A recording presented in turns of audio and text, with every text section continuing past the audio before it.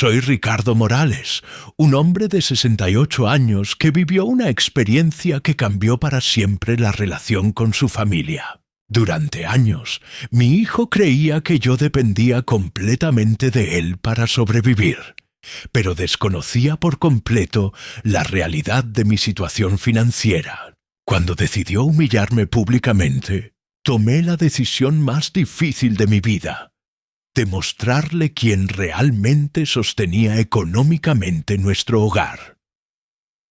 La historia comenzó después de 4 décadas de trabajo como contador certificado. Había invertido cada peso ganado de manera inteligente, acumulando propiedades y ahorros que mi hijo Alejandro jamás imaginó que existían. Cuando él llegó esa noche con sus colegas y me presentó como una carga familiar que mantenían por compasión, algo se rompió dentro de mí para siempre. «Ricardo, es momento de que comprendas tu situación», me dijo con esa voz condescendiente que había perfeccionado a lo largo de los años. «No generas ingresos, no contribuyes económicamente. Vives aquí porque somos generosos contigo, pero debes entender cuál es tu lugar en esta familia». Sus palabras me causaron un dolor más profundo que la operación cardíaca que había tenido hace 3 años, más intenso que cuando perdí a mi querida esposa Elena hace 5 años. Pero lo que Alejandro ignoraba completamente era la fortuna que había construido durante décadas de trabajo, disciplinado y decisiones financieras acertadas. Nunca le había revelado los millones de pesos invertidos en diversos bancos nacionales. Tampoco le había contado sobre el portafolio inmobiliario que había desarrollado durante mis años más prósperos como profesional independiente, los contratos de asesoría que manejaba desde mi oficina en casa, trabajos que él consideraba simples entretenimientos de un jubilado aburrido, generaban ingresos superiores a su salario mensual. Mientras él me explicaba pacientemente que representaba una carga económica para su familia, yo pensaba: «Hijo mío, no tienes la menor idea de lo que acabas de provocar». Esa noche, calculando cifras en mi escritorio, las mismas cifras que había manejado durante décadas como contador experto, tomé una determinación que transformaría nuestras vidas para siempre. No permanecería ni una hora más en una vivienda donde me trataban como un parásito. No toleraría ser humillado frente a desconocidos y definitivamente no permitiría que mi hijo continuara creyendo que yo era un anciano dependiente de su caridad. Al amanecer siguiente, cuando Alejandro partió hacia su trabajo, convencido de que todo permanecía igual, yo ya había iniciado la ejecución de un plan que le proporcionaría la lección más costosa de su existencia. Porque una cosa es ser desagradecido por desconocimiento, y otra completamente diferente es serlo cuando se posee toda la información necesaria. Y Alejandro estaba por descubrir que había cometido el mayor error de su vida. Para comprender completamente esta historia, debo explicar cómo llegué a esta situación. No siempre fui el anciano al que su hijo quería hacer sentir como una carga inútil. Arribé a esta ciudad hace 35 años, recién graduado como contador público de la Universidad Nacional. Me había casado con Elena, quien trabajaba como administrativa en un bufete de abogados, y ambos teníamos aspiraciones muy ambiciosas. Conseguí empleo en una empresa mediana, gestionando la contabilidad general, y desde el primer día supe que construiría una carrera exitosa en esa profesión. Elena y yo alquilábamos un pequeño apartamento en el centro, pero teníamos planes de adquirir una vivienda propia antes de formar una familia. Trabajaba de lunes a viernes en la compañía, pero los fines de semana ofrecía servicios contables particulares a comerciantes del sector. Cada peso adicional que generábamos lo guardábamos religiosamente para el futuro de la familia que deseábamos crear. Durante 5 años vivimos con la austeridad de quienes tienen objetivos claros. No frecuentábamos restaurantes, no comprábamos vestimenta costosa, no nos permitíamos lujos innecesarios. Todo estaba destinado a la compra de la casa propia y al ahorro para la llegada de los hijos. Elena me apoyaba incondicionalmente. Me preparaba café cuando trabajaba hasta altas horas con los registros contables. Me ayudaba a organizar la documentación de mis clientes privados. Cuando nació Alejandro, yo ya había sido promovido a gerente de contabilidad en la empresa y había logrado comprar una casa de 3 habitaciones en un barrio tranquilo y seguro. No era una vivienda lujosa, pero era nuestra. Era el resultado de años de trabajo arduo y sacrificio constante. Elena dejó su empleo para dedicarse completamente a criar a Alejandro, y yo asumí toda la responsabilidad económica familiar. Alejandro creció observando todo el esfuerzo que realizábamos. Cuando tenía 6 años, me ayudaba a organizar las facturas de mis clientes particulares mientras yo verificaba números en la calculadora. «Papá, ¿para qué sirven todos estos documentos?», me preguntaba con curiosidad infantil. «Para que puedas asistir al mejor colegio y tener todo lo que necesites, hijo», le respondía mientras lo cargaba en mis hombros y le mostraba cómo funcionaba la calculadora. Le financié la mejor educación que pude conseguir. Colegio privado bilingüe, clases particulares de matemáticas, informática, idiomas. Mientras yo continuaba trabajando 12 horas diarias entre la empresa y los clientes particulares, él estudiaba en instituciones que costaban fortunas, pero que yo pagaba sin dudarlo, porque quería que tuviera las mejores oportunidades posibles. Cuando se graduó del bachillerato, quiso estudiar ingeniería industrial en una universidad privada que costaba 3 veces más que la universidad pública. Elena y yo tuvimos que hacer malabarismos económicos, pero lo financiamos completamente. Cada cuota universitaria representaba semanas enteras de trabajo adicional, pero lo hacía con satisfacción, porque creía que estaba invirtiendo en el futuro de mi hijo.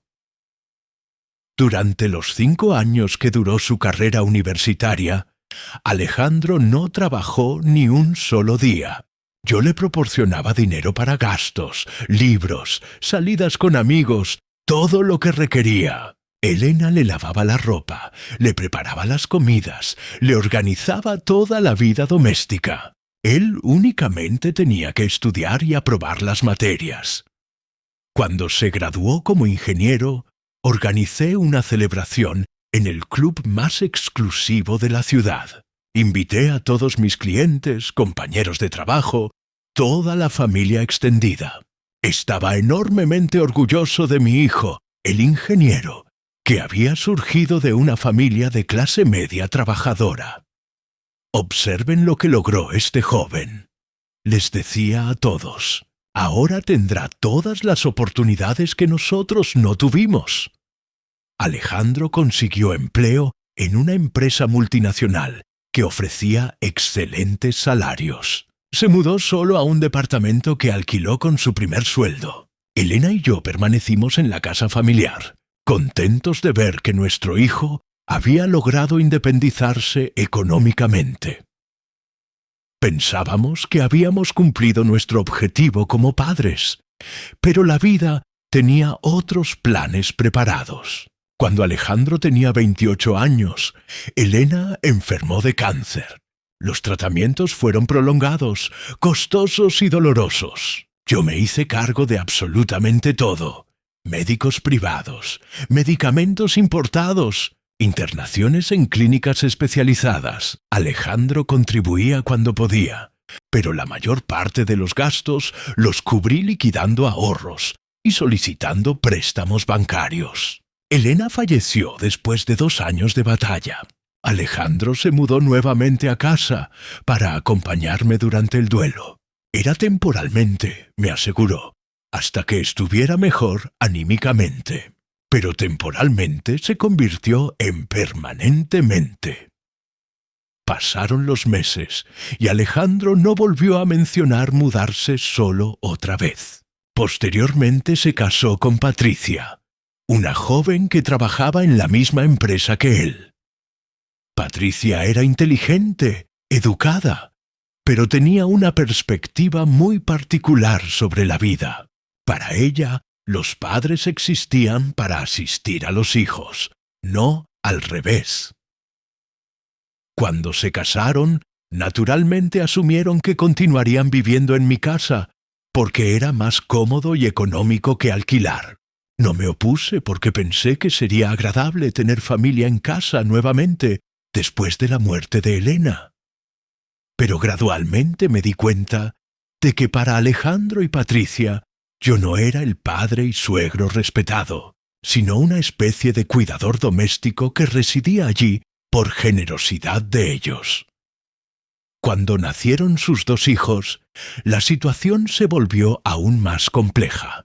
Los nietos eran hermosos, Sebastián y Valentina, y los adoraba profundamente. Pero Alejandro y Patricia comenzaron a tratarme como si fuera una niñera gratuita. Ricardo, cuida a los niños que tenemos que salir. Ricardo, haz las compras que llegamos tarde del trabajo. Ricardo, asegúrate de que los niños hagan las tareas que tenemos una reunión. Gradualmente me fui convirtiendo en el empleado doméstico de mi propia casa. Yo cocinaba, limpiaba, cuidaba a los nietos, hacía las compras, pagaba las cuentas de servicios. Alejandro y Patricia trabajaban, salían con amigos, se iban de viaje los fines de semana. Vivían su vida mientras yo me ocupaba de mantener todo funcionando perfectamente en casa.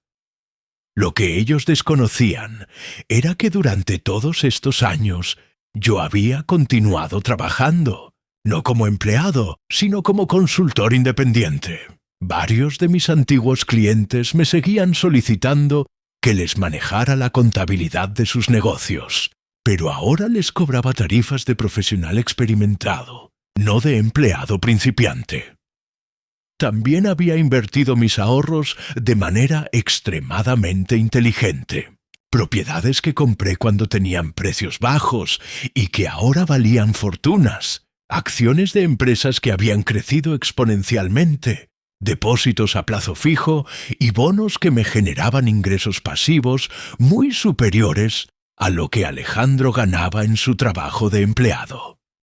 Pero nunca les revelé nada de esto. Quería que Alejandro se sintiera independiente, que creyera que era él quien llevaba adelante económicamente a la familia. Pensé que con el tiempo maduraría y se daría cuenta de que yo merecía respeto por todo lo que había hecho por él durante su vida. ¡Qué equivocado estaba! En lugar de madurar, Alejandro se volvió cada vez más arrogante. Comenzó a hablarme como si fuera su empleado en lugar de su padre. Ricardo, no uses tanto el aire acondicionado que viene cara la factura eléctrica. Ricardo, no compres productos caros en el supermercado que nosotros tenemos que pagar todo. Ricardo, los niños necesitan que los lleves al colegio porque nosotros no tenemos tiempo. Patricia era aún peor. Me hablaba como si fuera el abuelo que vivía de caridad familiar. Ricardo, no les des tantos dulces a los niños que después no comen. Ricardo, no mires la televisión tan fuerte que molestas cuando trabajamos desde casa. Ricardo, recuerda que esta casa la mantenemos nosotros, así que tienes que colaborar más con las tareas domésticas. La gota que colmó el vaso fue esa noche de viernes cuando Alejandro trajo a sus amigos de la oficina a cenar. Yo había preparado una cena completa. Había limpiado toda la casa. Había cuidado a los nietos para que ellos pudieran recibir a sus invitados tranquilamente. Pero en lugar de agradecerme, Alejandro decidió usarme como ejemplo de generosidad familiar. Les contó a sus amigos que yo vivía con ellos porque no tenía dónde ir, que ellos me mantenían porque yo ya estaba demasiado viejo para trabajar, que era una responsabilidad familiar que habían asumido de buena voluntad, pero que a veces resultaba complicado mantener a una persona mayor. Me presentó como su proyecto de caridad familiar. Sus amigos me miraban con esa mezcla de lástima y admiración que se reserva para las buenas obras. ¡Qué admirable que son!, le decían a Alejandro. No cualquiera se hace cargo de un padre anciano. Es una responsabilidad muy grande mantener a alguien que ya no puede contribuir económicamente. Y Alejandro asentía con orgullo, como si fuera un santo, por permitir que su padre viviera en la casa, que su padre había comprado con su propio dinero. Esa noche, después de que se fueran los invitados y de que Alejandro me diera su pequeño sermón sobre mi lugar en la casa, me dirigí a mi escritorio y abrí todas las carpetas donde guardaba mis documentos importantes. Estados de cuenta bancarios, escrituras de propiedades, contratos de consultoría, comprobantes de inversiones. Todo el dinero que había acumulado durante décadas de trabajo inteligente representaba una fortuna que multiplicaba por 10 todo lo que Alejandro podría ganar en los próximos 20 años. Una fortuna que él creía que no existía, porque había construido en su cabeza la fantasía de que yo era un viejo dependiente que vivía de su caridad. Si fueras tú, ¿qué harías en esta situación? Al día siguiente, Alejandro se fue a trabajar como todos los días, convencido de que todo permanecía igual, que yo seguía siendo el viejo mantenido que cuidaba su casa y sus hijos gratuitamente. Pero yo había comenzado a mover todas las piezas de un plan que le proporcionaría la sorpresa más grande de su vida. La primera llamada la realicé a las 8 de la mañana. Contacté a la inmobiliaria más prestigiosa de la ciudad.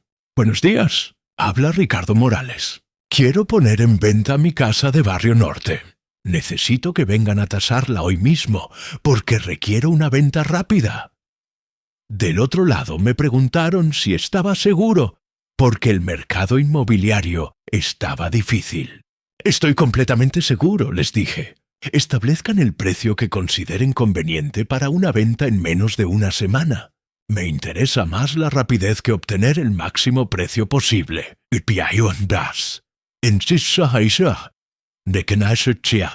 Las 2 horas ya tenían 3 compradores, interesados porque la casa estaba en una zona muy cotizada, y yo la había mantenido en excelente estado durante todos estos años.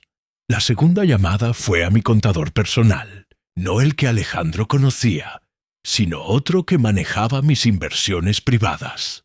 «Doctor Herrera, necesito liquidar todas mis inversiones inmobiliarias, excepto una, y transferir todo a una cuenta nueva en el banco más discreto que conozca. También quiero cerrar todos mis contratos de consultoría y cobrar todo lo que me deben». El contador pensó que me había vuelto loco. «Don Ricardo, esas son decisiones muy importantes. Está liquidando el patrimonio de toda una vida en una semana. ¿Está seguro de lo que está haciendo?»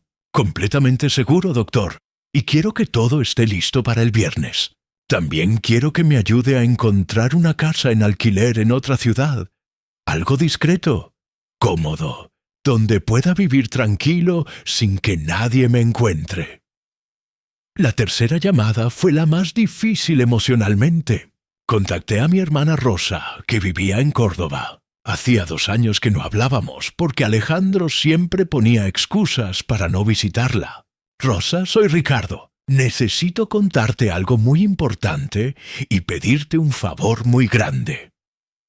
Le expliqué toda la situación. Cómo me trataban en casa, la humillación de la noche anterior, mis planes de desaparecer. Rosa se indignó tanto como yo esperaba. «Hermano», me dijo, «no puedo creer que Alejandro te trate así después de todo lo que hiciste por él. Por supuesto que puedes contar conmigo para lo que necesites. Tengo una amiga en Mendoza que alquila casas muy lindas, discretas, perfectas para alguien que quiere empezar de nuevo». Durante esa semana, Mientras Alejandro y Patricia continuaban tratándome como su empleado doméstico gratuito, organicé mi desaparición con la precisión de una operación militar. Vendí la casa en tiempo récord, liquidé todas mis inversiones, cerré mis contratos de trabajo, transferí todo mi dinero a cuentas nuevas que ellos no conocían. También contraté una empresa de mudanzas para que viniera el viernes por la mañana a llevarse todas mis pertenencias personales. No muebles, porque los muebles los había comprado pensando en la familia. Solo mi ropa, mis libros, mis documentos personales, las fotografías de Elena, los recuerdos que realmente me importaban. El jueves por la noche, Alejandro y Patricia organizaron otra de sus reuniones sociales. Esta vez vinieron parejas jóvenes del barrio, gente que quería conocer a los nuevos vecinos prósperos. Otra vez me usaron como ejemplo de su generosidad familiar. Otra vez me presentaron como el proyecto de caridad que habían asumido por bondad. Esta es la última noche que me humillan, pensé mientras los escuchaba hablar de mí, como si fuera un mueble. Mañana van a descubrir quién mantenía realmente a quién en esta casa. Mañana van a entender lo que significa quedarse sin todo lo que creían que era suyo por derecho. El viernes por la mañana me levanté a las 6, antes que nadie. Desayuné tranquilo, leí el periódico por última vez en esa casa, revisé que todo estuviera listo para mi partida. A las 8 llegó el camión de mudanzas. Los empleados eran muy profesionales. Cargaron todas mis cosas en silencio mientras Alejandro y Patricia dormían. A las 9:30 sonó el timbre otra vez. Era el escribano que venía a buscar las llaves de la casa que ya tenía nuevo propietario. Don Ricardo se me dijo: «Todo está en orden. La escritura se firmó ayer. El dinero ya está depositado en su cuenta nueva. Los compradores se mudan este mediodía». «Perfecto», le dije. «Aquí están las llaves». A las 10 llegó mi taxi. El conductor me ayudó a subir la última valija y me preguntó si no me olvidaba de algo importante. «No», le dije, «me llevo todo lo que vale la pena llevarse».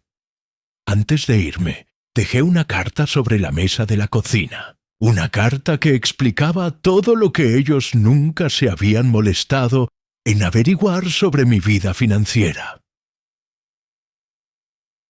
Querido Alejandro, escribí: «Cuando leas esta carta, yo ya me habré marchado de la ciudad para siempre. No porque no tenga opciones, sino porque elegí no vivir donde me tratan como una carga inútil. La casa que creías que era tuya ya tiene nuevos propietarios. Los compradores se mudan hoy al mediodía. El dinero que ganaba cada mes con mis consultorías era 3 veces superior a tu sueldo de ingeniero. Pero nunca te lo dije porque quería que te sintieras independiente. Las propiedades que poseo en diferentes ciudades valen más que todo lo que puedes ganar en 20 años de trabajo. Los ahorros que acumulé durante mi vida te permitirían vivir sin trabajar durante el resto de tu existencia. Pero decidí que ese dinero se quedará conmigo, porque durante 5 años me trataste como si fuera un parásito que vivía de tu caridad, cuando en realidad eras tú el que vivía de la mía. Espero que aprendas algo de todo esto, aunque me temo que ya es demasiado tarde. Tu padre, que se cansó de ser humillado, Ricardo Morales». Me fui de esa casa sintiendo una mezcla de tristeza y liberación que jamás había experimentado. Tristeza por la familia que había perdido, pero liberación por haber recuperado finalmente mi dignidad. En el taxi, camino al aeropuerto, pensé en todos los años que había trabajado para darle lo mejor a Alejandro, en todas las noches que había pasado despierto, haciendo cálculos para pagarle los estudios. Y me pregunté si había valido la pena tanto sacrificio para criar a alguien que era capaz de humillarme delante de extraños. La respuesta era claramente no. No había valido la pena sacrificar mis mejores años para formar a una persona sin gratitud, sin respeto, sin amor filial genuino. Llegué a Mendoza esa misma tarde. Rosa me había conseguido una casa preciosa en las afueras de la ciudad, con vista a las montañas. Jardín grande, tranquilidad absoluta. Era exactamente lo que necesitaba para empezar mi nueva vida. Una vida donde nadie me conocía como el padre de nadie. Donde era simplemente Ricardo Morales, un contador jubilado con suficiente dinero para vivir cómodamente. Los primeros días fueron difíciles, no porque me faltara algo material, sino porque tenía que acostumbrarme a la idea de que había perdido una familia. Pero gradualmente me di cuenta de que lo que había perdido no era realmente una familia, sino una simulación de familia donde mi papel era ser útil sin recibir respeto a cambio. Comencé a explorar la ciudad. Conocí a los vecinos. Me inscribí en un club donde jugaba tenis 2 veces por semana. También volví a trabajar, pero ahora por placer, no por necesidad. Conseguí algunos clientes particulares que necesitaban ayuda con sus contabilidades. Trabajo interesante que mantenía mi mente activa. La casa de Mendoza era más grande y más cómoda que la de Buenos Aires. Tenía una oficina perfecta donde podía trabajar, una biblioteca donde había colocado todos mis libros, un jardín donde podía leer los domingos por la mañana. Por primera vez en años, me sentí dueño de mi propio espacio y mi propio tiempo. Un mes después de mi llegada a Mendoza, comenzaron las llamadas. Primero llamó Alejandro, desesperado pidiendo explicaciones. «Papá, ¿dónde estás? ¿Qué hiciste con la casa? ¿Por qué no nos dijiste nada?» Jim. Su voz sonaba diferente, menos arrogante, más pequeña, como si finalmente hubiera entendido que no era el jefe de familia que creía ser. No le respondí esa primera llamada ni las siguientes 10. Quería que sintiera la desesperación de no saber dónde estaba. Quería que experimentara la sensación de abandono que yo había sentido durante 5 años, viviendo en mi propia casa, como si fuera un huésped molesto. Después llamó, Patricia tratando de usar a los nietos como chantaje emocional. «Ricardo, los niños te extrañan mucho. Preguntan por el abuelo todos los días. No puedes desaparecer así, sin explicaciones, sin despedirte. Tenemos que hablar como familia». Como familia. Ahora que necesitaban algo de mí, volvía a ser familia. Tampoco le respondí a Patricia. Si realmente hubieran valorado tenerme como familia, no me habrían tratado como un empleado doméstico durante años. Si realmente hubieran querido que formara parte de la familia, no me habrían usado como ejemplo de caridad en sus reuniones sociales. La tercera persona que llamó fue Rosa, mi hermana, para contarme que Alejandro la había contactado preguntando por mí. «Hermano», me dijo, «tu hijo está desesperado. Me preguntó si yo sabía dónde estabas. Me pidió que te convenciera de volver a Buenos Aires». Le dije que no sabía nada, pero se notaba que estaba muy arrepentido de cómo te trató. Arrepentido. Qué fácil es arrepentirse cuando ya perdiste todo lo que dabas por sentado. Qué fácil es valorar a alguien cuando descubres que no era tan dependiente como creías. «Rosa», le dije, «Alejandro no está arrepentido de haberme tratado mal. Está desesperado porque se dio cuenta de que yo no era la carga que él pensaba». 6 meses después de mi desaparición, finalmente decidí responder una de las llamadas de Alejandro. Su voz sonaba cansada, derrotada. «Papá», me dijo, «llevamos meses buscándote. Contratamos un detective privado. Fuimos a la policía. Llamamos a todos tus conocidos. No podemos encontrarte por ningún lado. Por favor, dime dónde estás». «Estoy bien, Alejandro», le dije.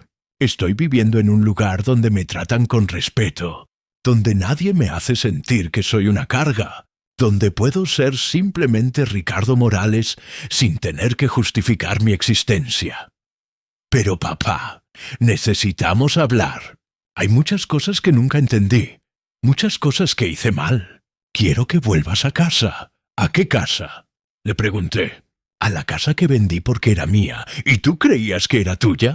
A la casa donde me trataban como un empleado doméstico gratuito. ¿A la casa donde me humillaban delante de sus amigos? No, Alejandro, esa casa ya no existe, y yo no tengo intención de volver a vivir en esas condiciones. Papá, yo no sabía que tenías tanto dinero. Si hubiera sabido, nunca te habría tratado así. Ahí estaba la clave de todo. Alejandro no estaba arrepentido de haberme faltado el respeto. Estaba arrepentido de haber perdido acceso a mi dinero. No había entendido que el problema no era que él no supiera cuánto dinero tenía yo, sino que él no me respetaba independientemente de mi situación económica. Alejandro, le dije, el problema no es que no sabías que yo tenía dinero. El problema es que me trataste como basura cuando creías que no lo tenía. Una persona decente respeta a su padre porque es su padre, no porque sea rico. Una persona agradecida valora los sacrificios que hicieron por ella, no porque sean rentables, sino porque fueron hechos con amor.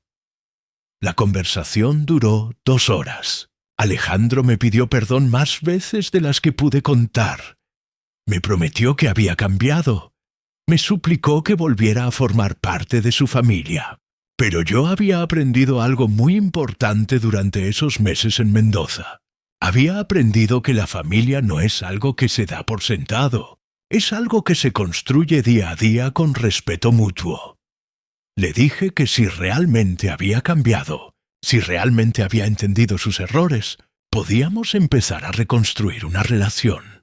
Pero no volviendo a la situación anterior, sino estableciendo nuevas reglas basadas en el respeto mutuo, y que eso iba a tomar tiempo, mucho tiempo. Durante el año siguiente, Alejandro me llamó todas las semanas. Al principio las conversaciones eran tensas, él tratando de convencerme de que había cambiado, y yo manteniéndome cauteloso. Pero gradualmente empezamos a tener conversaciones reales, conversaciones donde él me escuchaba de verdad, en lugar de simplemente esperar su turno para hablar. Me contó sobre las dificultades económicas que habían tenido después de que me fuera. Tuvieron que alquilar un departamento mucho más pequeño porque no podían pagar una casa grande solo con su sueldo. Patricia había tenido que conseguir un trabajo de medio tiempo para llegar a fin de mes. Los niños habían tenido que cambiarse a un colegio público porque no podían pagar más el privado. Pero lo más importante que me contó fue cómo había afectado mi ausencia a mis nietos. Sebastián y Valentina preguntaban por mí constantemente. No entendían por qué el abuelo se había ido sin despedirse. Alejandro me dijo que había tenido que explicarles que el abuelo se había ido porque papá lo había tratado muy mal y que ahora tenían que esperar a ver si algún día el abuelo los perdonaba.